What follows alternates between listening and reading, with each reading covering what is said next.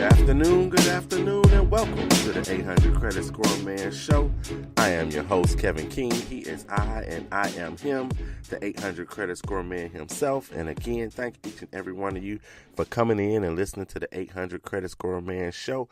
I truly, truly appreciate it. And hey, it's another Saturday. It's a little bit closer to the end of the year. So look, we have been doing a whole bunch of things all year. A lot of different things popped off this year.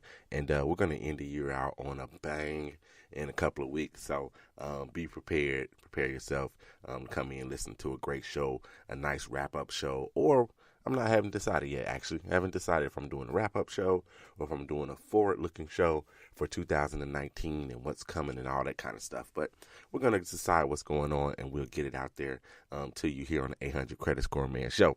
So, again, thank you for coming in. Hey, today I got a few things we're going to talk about today. We're going to talk about charge cards versus credit cards. That's going to be the meat of the show today. Charge cards versus credit cards. Yes, there is a difference. I know you know it, but we meaning everybody, pretty much uses them interchangeably. So we're going to talk about the difference between them, what's good for you, what's bad for you, that kind of stuff. And you decide on what'll work for you in that regard. We're going to talk about collections a little bit today. It is the last month of the last quarter of the year. And so if you listen to me, you know what my strategy is to save you money on collection accounts that you may have on your credit report. So we're going to talk a little bit about that. And actually, the only reason we're talking about that is because I hadn't even thought about it to bring it to you guys. But one of my clients has a collection. And we've been talking about it for quite some time. What are we going to do? Where are we going to, when are we going to deal with it? And so we had a discussion the other day about this particular collection and looked at the calendar. And so we're going to discuss, what you should do, when you should do it, because there's a strategy to all of that.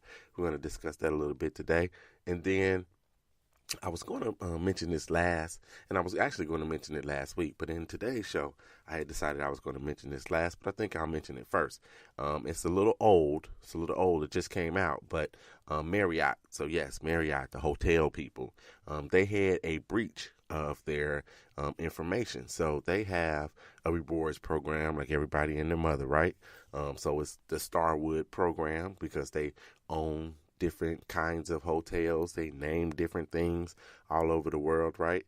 And so they had a breach of information of people that have stayed there at Marriott's and that are part of this reward program. So you need to, I would warn you to say, hey, check your information, make sure you go in and check your credit report and all that kind of stuff. However, this breach happened in 2014. Yeah, you heard me. The breach happened in 2014. We are about to embark on 2019, and the breach happened in 2014, and they are just letting the public know. And I frankly don't even know if they voluntarily let the public know or if it was found out, and so now that piece of information is out. But yes, this breach happened back in 2014 and never told anybody about it. So now people know. So if you've had some issues in the past and you're like, where in the world did these people get my information from? I mean, I've been guarding it, and I haven't been to a place that had a breach or anything. If you ever stayed in a Marriott or Marriott family hotel, and you may be one of their customers, far as, their rewards program or something, it's possible that that's where some of your information came from, and that's why it's out there on the dark web or on the internet where people can buy it and whatnot and use it. So just to be aware, there's always something coming up. So that means that's why you always want to check your credit report. You just simply always want to check your credit report, and you check it every month if you want to. I mean, it's only going to update once a month. I don't care what Credit Karma says. I don't care what Credit Sesame says or however you get your credit report. Technically, it's really only going to update once a month. Some places may buy some information a little sooner than others and may be able to update it, twice a month. But your official one, say if you were going to www.annualcreditreport.com, if you were going there, your official one would only update once a month. So just to be aware, You need to check your credit report. Check it early. Check it often. No, it does not hurt you to check your credit report. Did I talk about that? Well, I don't know if I talked about this last week. I know I posted it. So make sure you follow me in places. So join the Credit Score Comeback group on Facebook. That's Credit Score Comeback. Join that group on Facebook. You'll be able to get things that I put out. Go check out my website, www.creditscoreman.com. I'm 800 Credit Score Man as a Facebook fan page, so you can get there as well. And then, of course, on Instagram, too, I'm 800 Credit Score Man. So I post all those kinds of things. So Discover. So I'm not plugging Discover. They're not sponsoring the show, anything of that nature. Although if they would like to, if you're listening, Discover, give me a ring at 312-600-5855. I'd love for you to sponsor the entire show, or you can do the question of the day. Anyway, so you can go to discover.com. You can get your FICO score there. They'll take a look at it for you. So go check out your information, you guys. So go somewhere. You got to be able to look at it. You got to be able to see what's going on because you got to be in the know. So, and I know the people that listen to the show regularly, that's what you're doing. You're going out there and you're listening to what's going on in the show. So what's going on with your particular credit card. All right, so that was one of the things I wanted to tell you today was the Marriott whole breach thing. So now you know that for sure. Let me do some shout outs right quick, and then we'll get to this charge card versus credit card. And we'll also talk about this collection, the timing of your collections as well. So let's jump into this. So I want to do my first shout out basically for me. I want to do the shout out for me. So the 14 Nights, that's my line of Kappa Alpha Psi from the Alpha chapter. We celebrated our 25th anniversary on the 4th of this month. So yes, on Tuesday, we turned 25 as a line, the 14 Nights of Kappa Alpha Psi Fraternity Incorporated, right there from the Alpha chapter. So I want to say congratulations. Happy anniversary to all of my Sans as well.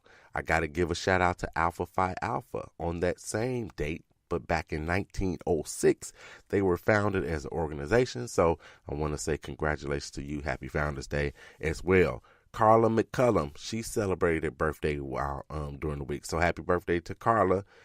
Teresa King celebrated her birthday. Actually, both of these ladies happen to be members of Delta Sigma Theta Sorority Incorporated. So happy birthday to both Carla McCullum and Teresa King. Yes, King. She is my cousin. Got to give a shout out to a cousin every week. And my aunt and uncle, John and Mary King, celebrated 24 years of wedded bliss last week. So I want to say happy anniversary to them as well. I got a lot more shout outs, so we're going to do them a little bit later. But I want to jump in some of the other things that we want to talk about today. So charge cards versus credit cards. Now, all of you guys know what a credit card is, and we kind of use these interchangeably. I mean, if it's a card and it's got a little stripe on the back and you give it to somebody and you walk off with goods without exchanging any money, basically we always say that's a credit card, right? That's basically what it is. Well, there is a difference. It's a slight difference between the two, charge cards versus credit cards. So briefly, let me say about, your credit cards. Your credit card has that limit, whatever limit they give you. We've talked about limits a whole lot, right? They got that limit. You have a minimum monthly payment. It strings on over years. There's no end term. When you pay it off, you pay it off. You're going to charge stuff every month if you want to. Your credit card may have an annual fee. It may not have an annual fee. It has different interest rates on it, right? So you can get a credit card with a 5% interest rate, or you can get one with a 29% interest rate, right? So we've talked about those things. That's your credit card, right? So here's what your charge cards are like. And for credit cards, you know them. All the main banks that are out there, they have credit cards. A lot of little places have credit cards, places that help you basically reestablish credit, or if you don't have very good credit, they have credit cards out there, and they have all of these things. They have the late fees, and all of those things are associated with your credit cards. And before you think I'm trying to bash them at all, although I'm not bashing credit cards, I believe in having them. I don't necessarily believe in using them all the time, but I believe in having credit cards, because it does help your credit score to have a credit card. Or let's say it hurts your score not to have a credit card versus it helps your score to have a credit card. It hurts your score not to have a credit card. So those are credit cards, right? You should know that already.